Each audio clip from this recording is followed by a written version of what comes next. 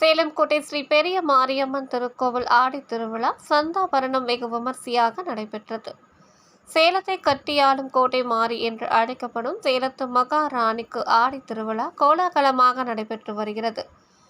இதன் முக்கிய நிகழ்ச்சியான சதாபரணம் முன்னிட்டு வண்ண மலர்களாலும் மின் விளக்குகளாலும் அலங்கரிக்கப்பட்ட வாகனத்தில் சுற்றிலும் உற்சவ தெய்வங்களை சிறப்பாக அலங்கரித்து கோட்டையை ஆளும் மகாராணியை கையில் செங்கோலுடன் பிரம்மாண்டமாக முன் மற்றும் பின் அலங்காரங்கள் நகை ஆபரணங்களால் சிறப்பாக செய்திருந்தனர்.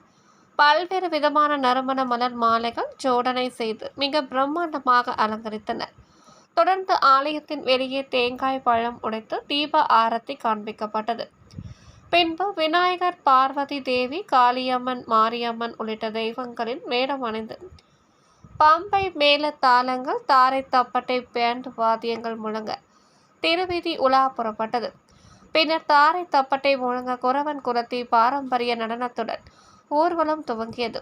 இதில் விநாயகர், பார்வதி தேவி, சிவபெருமான், மாரியம்மன், காளியம்மன் உள்ளிட்ட தெய்வங்களின் சிறப்பு நடன நிகழ்ச்சிகளும் நடைபெற்றது. பின்னர் முதல் அக்ரஹாரம், இரண்டாவது அக்ரஹாரம் பாட்டைக்கோவில் தேர் வீதி வழியாக ஊர்வலம் கோவிலை வந்தடைந்தது. மேலும் சத்தாபரண ஊர்வலத்தின் போது வழி நெடுங்கிலும் பக்தர்கள் தேங்காய் பழம் உடைத்து அம்மனை வழிபட்டனர்.